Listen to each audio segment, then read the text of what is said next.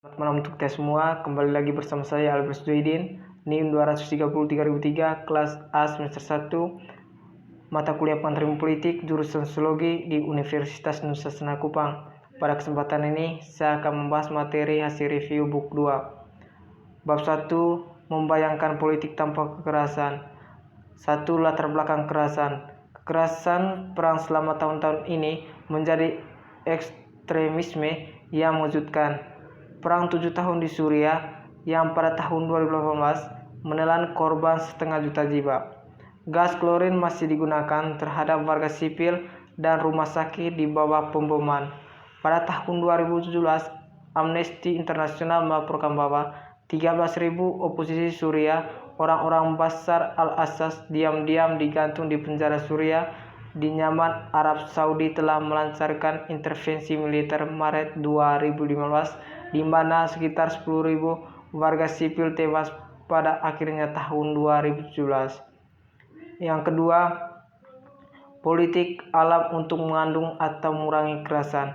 Bahkan jika statistik kekerasan naik dan turun, dan bahkan jika kita beruntung cukup untuk tidak merasa tersentuh secara pribadi oleh ketakutan akan serangan kekerasan atau diskriminasi sistematis yang membuat tubuh kita terluka, kita tidak bisa mengabaikan meluasnya kekerasan, keyakinan atau kepentingan politik atau partai atau melibatkan tindakan kolektif. 3. Kekerasan percakapan interdisipliner. Politik adalah arena untuk menangani kepentingan dan aspirasi yang diperebutkan jatah dalam masyarakat kita dan untuk mengalokasikan sumber daya. Untuk beberapa hal itu juga tempat di mana kebajikan dipupuk dan diekspresikan. Namun, apakah pemahaman seseorang tentang politik adalah realis atau idealis? Dalam praktiknya, politik tetap menjadi medan persaingan sengit, permusuhan antara suku dan latar belakang pribadi. 4. Politik dibangun kembali. Buku ini bertujuan untuk menimbulkan perdebatan seputar kemungkinan ditemukannya kembali seperti itu politik atas dasar pengetahuan baru kita seputar kekerasan dan reproduksi, dimulai dengan percakapan interdisipliner antara ilmu alam, ilmu sosial, dan humaniora. Ini adalah interdisipliner pendekatan ARI yang memungkinkan kita untuk melihat apa yang membuat kekerasan menjadi masalah yang besar. Bab 2. Kekerasan dalam politik pandangan klasik. 1. Kekerasan dan negara. Nilai yang diberikan kepada entitas negara sangat tegas di antara klasik politik. Ada juga realisme yang kuat seperti kekerasan dianggap menciptakan dan mendefinisikan negara dan pada akhirnya membuat posisi politik simbol. 2. Kekerasan politik dan negara. Max Weber mengatur definisi ini keluar dalam kuliahnya pada tahun 1919 tentang politik sebagai panggilan. Weber juga berpendapat bahwa politik membutuhkan kekerasan untuk mengendalikan kekerasan. Tugas politik hanya dapat diselesaikan dengan kekerasan. 3. Kekerasan dan politik. Schmidt mengangkat beberapa masalah yang sangat mendalam sehubungan dengan sifat dari politik dan gagasan negara. Dia berusaha untuk menunjukkan bahwa politik membutuhkan perbedaan utamanya sendiri, yang mana semua tindakan dengan khususnya makna politik tanpa dilacak. Di sini Schmidt menawarkan garis refleksi yang sangat berkaitan dengan bab ini. Yang keempat, disposisi kekerasan dan politik. Sementara Hobbes mencampurkan konstruksi ranah politik dengan negara dan tawaran perlindungannya untuk ditukar dengan kepatuhan, dan Weber menyatakan bahwa monopoli di negara atas kekerasan yang sah berarti bahwa kebijakan TIX harus selalu menyertakan alat kekerasan. Schmidt percaya bahwa politik bukan politik sehari-hari sebagai pertentangan antara pengelompokan adalah didasari oleh kemungkinan munculnya kekerasan yang nyata dan sekarang antagonisme teman atau musuh. Semua pikiran politik berdiskusi sejauh ini telah melihat politik dan atau politik sebagai solusi atau ekspresi dari ketidakmampuan manusia untuk mengatasi kecenderungan ontologisnya terhadap kekerasan dan perilaku sosial individu dan atau kolektif. 5. Kekerasan hasrat manusia dan kejahatan manusia. Bagi sebagian orang, Hobbes meletakkan dasar bagi liberalisme dan bagi yang lain itu seberang. Mengapa ini penting untuk cara hubungan kekerasan politik dan negara telah dibayangkan? Itu karena di sana adalah ketidaksepakatan yang sedang berlangsung antara cara berurusan yang liberal dan anti-liberal dengan kekerasan ontologis yang mereka asumsikan, serta karakternya politik pada saat politik muncul.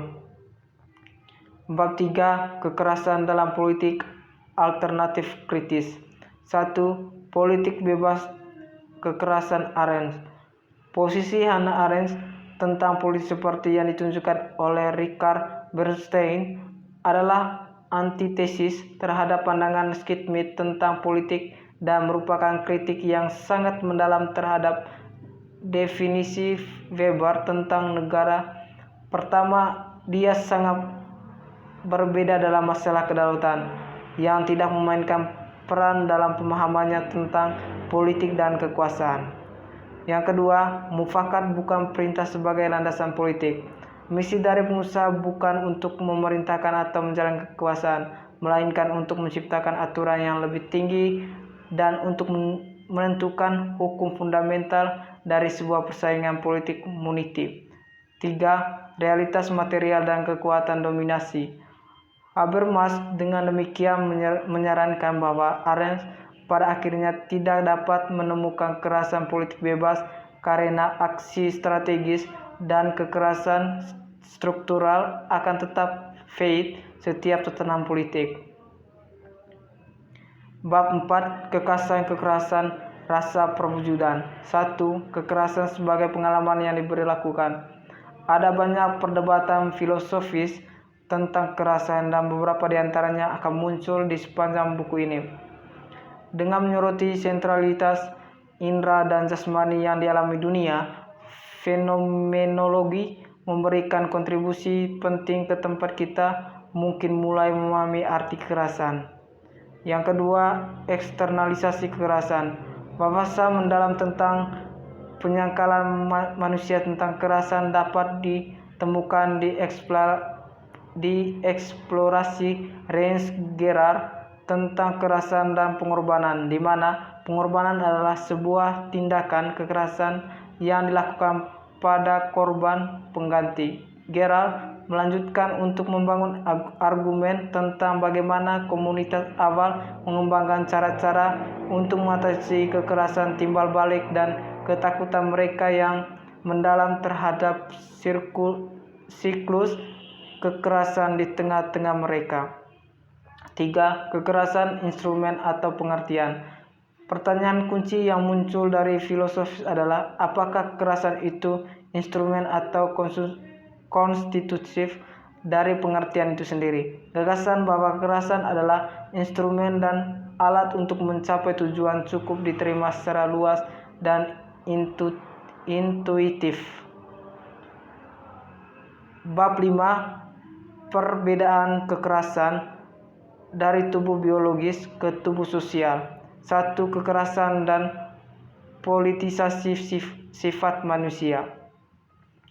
Perdebatan tentang agresi manusia secara naluriah menjadi sangat politis setelah penerbitan buku terlaris Konrad Lorenz on Agresi dalam bahasa Inggris pada tahun 1966.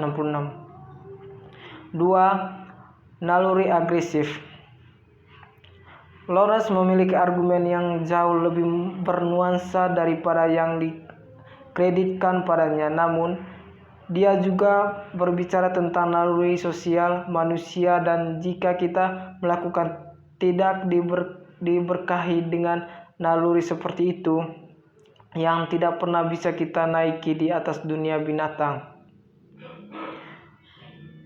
Lawrence tidak memungkiri peran cinta dan apresiasi keindahan dalam manusia, tetapi dia melihat ini sebagai bagian dari sistem dorongan naluriah. Bab 6. Perbedaan kekerasan dari badan sosial hingga badan politik. 1. Akar relasional untuk memahami agresi. Mengapa agresi dan kekerasan lebih baik dipahami secara berbeda? Tidak seperti agresi, kekerasan manusia bisa dikatakan bukanlah biologis, masalah seperti itu. Felicie de Julenta, seorang psikoterapis, psikiatris, dan ahli biologis, menawarkan ringkasan perbedaan yang jelas.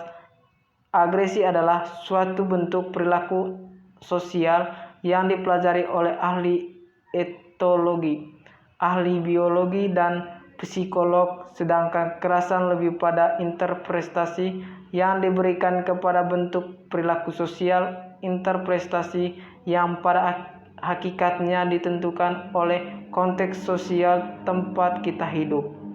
2. Sosiologi kekerasan yang diwujudkan. Tidak ada satu penjelasan tentang mengapa dan kapan individu siap menggunakan kekerasan. Ada juga konteks sosial yang dimana individu yang mungkin tidak memiliki kecenderungan untuk melakukan kekerasan mudah ditarik ke dalam penerimaan kekerasan yang rela jika tidak melakukan kekerasan. 3. Kekerasan yang membentuk sosialitas. Sampai taraf tertentu, keputusan untuk fokus pada definisi yang lebih sempit atau lebih luas kekerasan adalah masalah prevensi yang diarahkan oleh filosofis, politik, kriteria disipliner, dan lainnya. Bab 7. Monopoli kekerasan militer, organisasi kekuatan nasional. 1. Negara yang memonopoli kekerasan. Pengaruh konteks Eropa di mana kekerasan dan perang terjadi menjadi bagian integral dari proses sejarah selama berabad-abad adalah penentu. Sudah untuk waktu yang lama menampilkan pemegang kekuasaan lokal dan regional dengan kapasitas bersenjata yang cukup untuk mengalahkan orang-orang dari negara bagian manapun. Yang kedua, kekerasan dan peperangan, jalur kontingen untuk monopolisasi. Bagian ini hampir tidak bisa menutupi besarnya topik ini. Tujuannya adalah untuk mengemukakan beberapa argumen kunci tentang bagaimana pembentukan negara melalui kekerasan atau dalam berbagai bentuk pelaksanaan, dan monopolisasi telah diterima sebagai kekerasan yang mengurangi proses sejarah. Bab 8. Monopoli kekerasan dari pengaruh kontrol ke biopower. 1. Berpengaruh kontrol kendala diri dan kekerasan. Mempengaruhi kontrol sebagai hasil yang terstruktur tapi kontingen dan tidak dilancang dari proses penertiban kekerasan dan monopoli negara meminta badan sosial. Pemahaman Elias tentang proses ini secara signifikan memodifikasi struktur kekuasaan tentang karenanya hubungan sosial manusia. 2. Menggerakkan kekerasan di balik layar kehidupan sosial. Interaksi antara pengalaman individu dan struktur mengakui Nietzsche bahwa hubungan antara manusia memperoleh semacam struktur seperti keabadian. Namun demikian, ini tidak menghalangi transformasi kepribadian sosial dan perilaku individu yang pada gilirannya bertindak berdasarkan struktur turas dan hubungan seperti struktur. Bab 9. Legitimasi kekerasan. 1. Legitimasi aturan dan kekerasan. Legitimasi menyeratkan jenis hubungan tertentu antara pengusaha dan yang dikuasai, termasuk perasaan yang terakhir terhadap klaim yang pertama dan beberapa jauh klaim memenuhi harapan pengalaman mereka. Namun, kekerasan adalah bagian dari aturan menurut pemahaman Weber tentang politik dan negara. Dan dalam karyanya, skema tidak dapat sepenuhnya dipisahkan dari perasaan terhadap klaim tersebut di negara, diantaranya adalah klaim atau monopoli penggunaannya. 2. Kekerasan dan kepemimpinan mengandung kekerasan terorganisir di dalam dan di antara negara yang membenarkannya digunakan oleh dan antara negara bagian. Memakan tema ketika Weber menulis Politics as a Vocation, awalnya adalah kuliah di Munich pada tanggal 28 Januari 1919 ke Persatuan Pelajar Gratis Bavaria. Itu terjadi di belakang revolusi Bolshevik Oktober 1917 yang berhasil di Rusia melawan latar belakang kekalahan Jerman dalam Perang Dunia Pertama, dan seiring terjadi gejolak revolusioner yang meletus pada bulan-bulan terakhir 2018, termasuk mengeluarkan deklarasi pada bulan November 1918 tentang negara bebas Kurz-Eisner dan Republik Bayer. Konteks langsungnya adalah Spartasis yang gagal atau pemberontakan Januari di Jerman 4 sampai 15 Januari 1919. 3. Subjektivitas kekerasan dan legitimasi. Keyakinan subjektif pada keteraturan tampaknya berkontribusi pada kesediaan untuk memenuhi kekuasaan otoritatif. Bahkan orang lebih suka hidup dalam lingkungan yang aman dari bahaya adalah asumsi yang masuk akal. Bab 10. Legalitas dan keadilan kekerasan. 1. Legalitas, legitimasi, dan legalitas, legitimasi, dan kecewaan. Smith mencari politisasi ulang dari apa yang dia lihat sebagai yang berlaku ekonomi, pemikiran teknis yang tidak lagi mampu memahami ide politik. Dia melihat netralitas liberalisme yang tampak jelas terhadap kepentingan majemuk, seperti dalam praktiknya menyembunyikan proyek pembelaannya individualisme dan kepemilikan pribadi. 2. Hukum dan kekerasan. Provokasi Smith terhadap definisi Weber tentang negara juga merupakan provokasi gagasan tentang hukum. Weber melihat negara sebagaimana didefinisikan oleh hukum sebagai aturan hukum, yang berarti hukum sebagai prosedur yang besar. Hukum sebagai prosedur yang benar secara formal, tidak lagi bergantung pada pengabaian validitas prinsip yang lebih tinggi.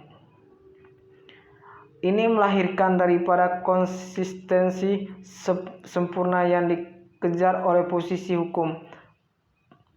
Perdebatan tentang bagaimana memahami hukum mencakup berbagai pemahaman. Kekerasan, paksaan, dan penegakan hukum sebagai cara-cara hukum memainkan perannya dalam mengubah konteks politik dari absolutisme untuk liberalisme, ketatanan demokratis, dan otoriter.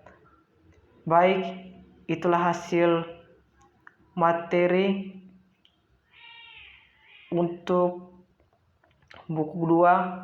Semoga materi ini bermanfaat bagi teman-teman yang lagi membaca. Terima kasih.